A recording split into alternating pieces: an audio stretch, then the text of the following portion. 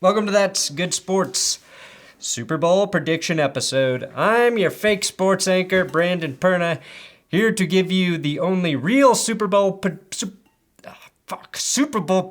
you need. If you watch this episode and think, well, that prediction sucked, check out Tom Grossi's Super Bowl preview. Unlike me, he will never let you down. I'm legit excited for this game, though. For the Bengals fans, for Joe Burrow and that young team, but equally excited for Matthew Stafford and my man Von Miller. So today, I'll dive into all of the matchups and the dumb X factors, and we will have a full-blown preview of Super Bowl 56. It's good sports.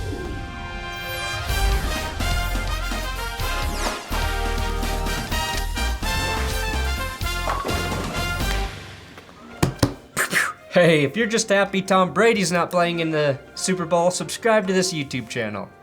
Today's episode is brought to you by Magic Spoon. Magic Spoon has become a staple in my diet. And not just because it's got 0 grams of sugar, 13 to 14 grams of protein, and 4 net grams of carbs in each serving, making it a much healthier alternative to sugary cereal. I've actually been dealing with stomach issues for about 5 to 6 years now, and it turns out my body hates gluten and soy. Guess what doesn't contain either of those devil ingredients? Magic Spoon. When I had to alter my diet, my entire diet, I was thrilled that I could continue to use Magic Spoon as my post-workout meal. Sometimes I get so excited to eat my peanut butter Magic Spoon for my post-workout meal, I simply don't wait. You shouldn't wait either. Click the link below and get Magic Spoon today. Build your own variety box with flavors like cocoa, fruity, cookies and cream, and maple waffle, and use my code THATSGOOD for $5 off. MagicSpoon.com/that'sgood to save $5. And if you don't dig the cereal, Magic Spoon will refund your money. But with all the flavors I know, you'll find one you love. Magic Spoon. All right. I do know the Rams and the Bengals offense this season was nearly identical. 27.1 points per game each. 372 yards per game for LA to 361 for Cincy, and 6.5 big plays per game for the Rams, 6.1 for the Bengals. That would appear to be ripe for a shootout. However, before we compare all of the key matchups and stats, let's look at some important X factors. The Bengals have the better new song, Fear the Tiger, dropped January 21st by Bootsy fucking Collins. Fear the Tigers, 'cause we're the Tigers. Mic it up, bro. We're ready to rumble, 'cause we're king of the jungle. Mic it up, bro. Fear the Tigers. Now the Rams have a classic in Ram It, which has been updated with current player faces on Von Miller's socials. Do you know how to ram it? Let's ram it, yeah. You know how to ram it. We rockin' LA, so let's ram it today. Let's ram it. Ram It is kind of like a painting where the eyes follow you no matter where you go. And as much as that gets my Super Bowl juices flowing, I give the edge to the Bengals. I mean, LA, Los Angeles is a city full of music artists, film directors, and unlimited entertainment resources, and Cincinnati is kicking their ass in original productions. Homer Simpson, X Factor. He, of course, did write Go Bengals on his belly. Another point for the Bengals. In terms of fan videos, we have AJ for Matthew Stafford. Clark it! Yes! Holy fuck, let's go, baby! And the touching compilation of Bengals fans celebrating. We're going to the Super Bowl! We're going to the Super Bowl!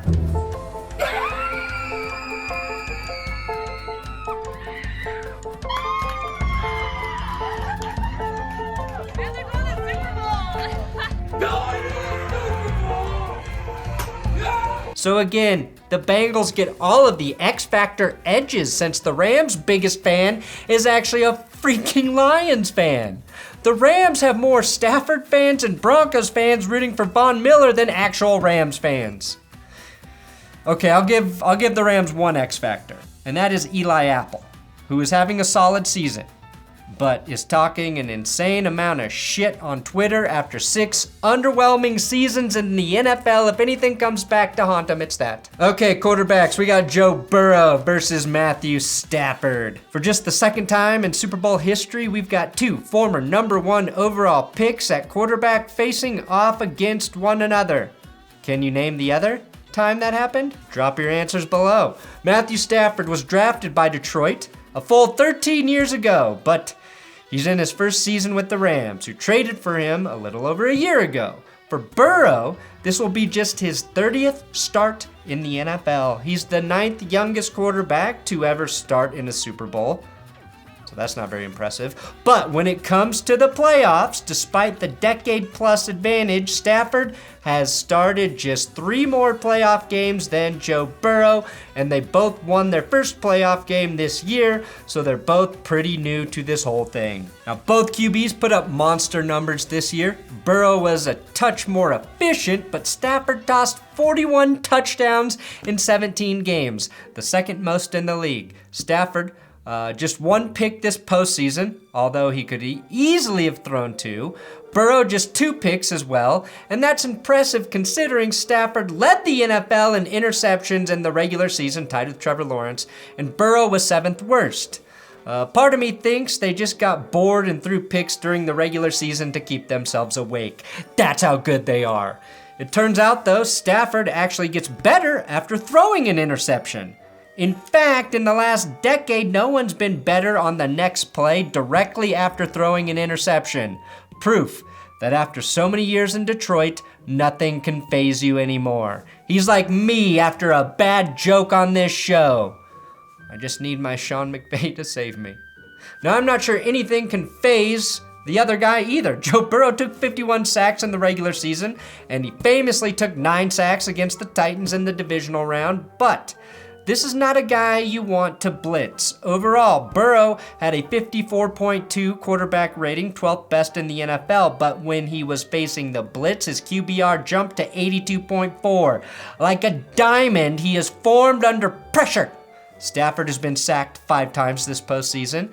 And just for comparison, when the Rams played the Titans, week 9, they got Stafford 5 times, the most in any game this season given up by LA. So the Titans got the best of Stafford and Burrow. Now, you don't want to blitz Joe Burrow, and you don't want to blitz Stafford for that matter.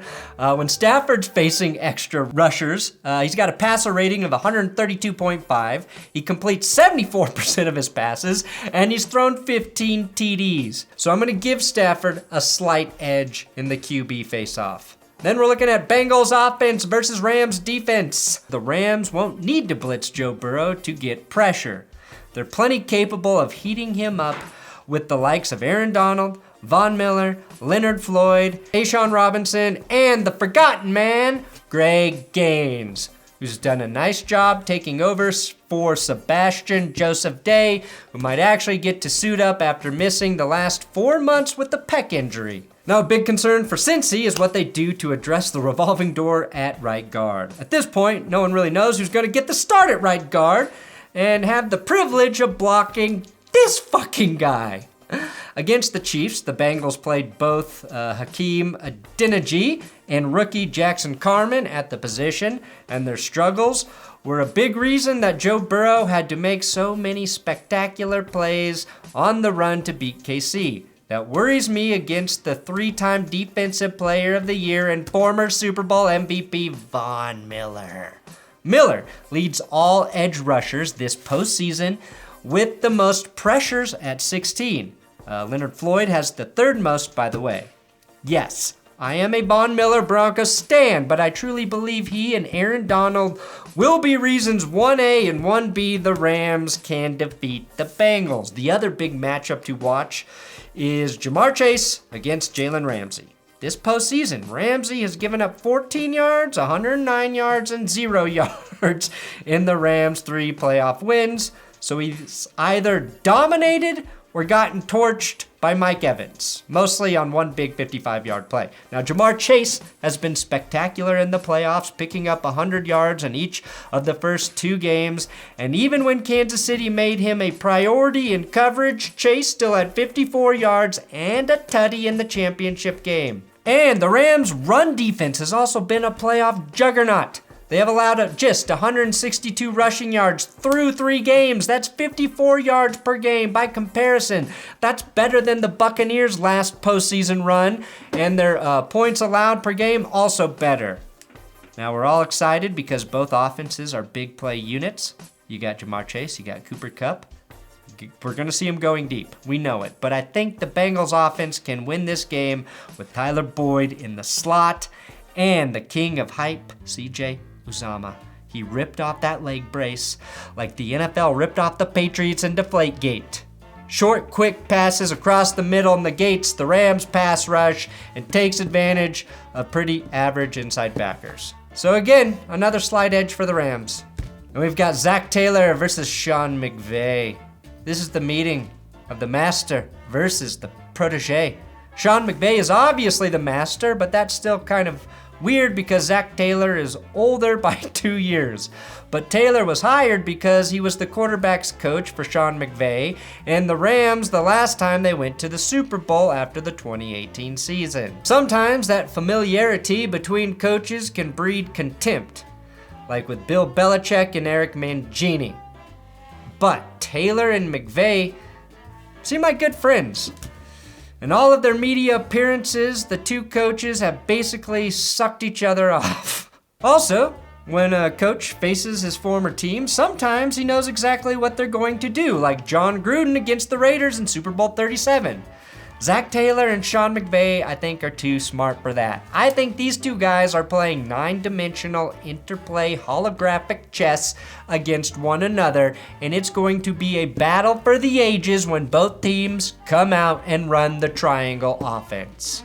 It's worth pointing out that as good as these two coaches have been, neither of them are very good at using timeouts. In fact, McVay is the worst, which we actually saw play out against the 49ers, but his team has won in spite of that. Maybe being bad at timeouts is actually a strength? This game could very well come down to a crucial halftime adjustment, like we saw the Bengals make against the Chiefs, or an errant timeout. Tiniest of edges to McVay since he's been there before. Rams offense versus Bengals defense. I honestly think the Bengals secondary poses a better matchup against the Rams ball catchers than the Rams secondary against all of Simpson's dynamic weapons. Jalen Ramsey will be the best corner on the field, but between Cheeto Bay-Awuzie, Mike Hilton, Jesse Bates, and Von Bell, and yes, even Eli Apple sometimes, I think they have the better chance at slowing down Cooper Kupp and OBJ. Because after those guys for the Rams, you got questions. It may be a game where we see the Rams get a lot of their production from Van Jefferson Airplane. Nobody can cover Cooper Kupp and nobody can cover Jamar Chase except for Pat Surtain. But let's just say Ramsey locks down Chase and Hilton locks down Kupp. LA needs one of their other options to have production, and with great safety help over the top with Bates and Bell, I'd be leaning on that third option for Stafford. Both CJ Uzomah and Tyler Higbee have MCL sprains. Neither guys are guaranteed to play. So get your candy and get in the van, kids, because it's Van Jefferson time. And the last time Hilton covered Cooper Kupp, he held him to 0 catches. Hilton was a Steeler. This was in 2019, and Goff was slinging the ball to Kupp. So take that for what it's worth. But Mike Hilton, certainly an underrated corner right now. And has been a big reason the Bengals defense has been able to slow down elite passing teams. Andrew Whitworth played 11 seasons in Cincinnati, getting to the playoffs 5 times but never winning a game. Just like the Bengals offensive line, he's going to have his hands full trying to block Sam, Old Mother Hubbard, and Trey Hendrickson, who are the 2 biggest reasons the Bengals defense was able to shut down Patty Mahomes in the second half of the title game. Hubbard and Hendrickson combined for 3.5 sacks, 2 tackles for a loss, and 4 QB hits against the Chiefs alone. They were the worst thing to happen to Patrick Mahomes since China invented TikTok. The Bengals' run defense may be what lets them down. Sure, you have to bet on Sean McVay committing to the run, but the Bengals have allowed 127 yards per game on the ground in the postseason. Honestly, letting Cam Akers get more carries, though, could benefit the Bengals if his fumble pace holds up. All playoffs, I said Joe Mixon would have a big game. And since I don't think he will now, I certainly just cursed myself, and now Joe Mixon will be the reason the Bengals win. Shit! If they don't feel comfortable, though, with Akers, the Rams can give the ball to Darrell Henderson, who's expected to play for the first time since spraining his MCL back in Week 16 against the Vikings. Henderson is a capable receiver out of the backfield and can give the Rams offense a lot of flexibility determining coverages if they want to motion Henderson out wide to receiver.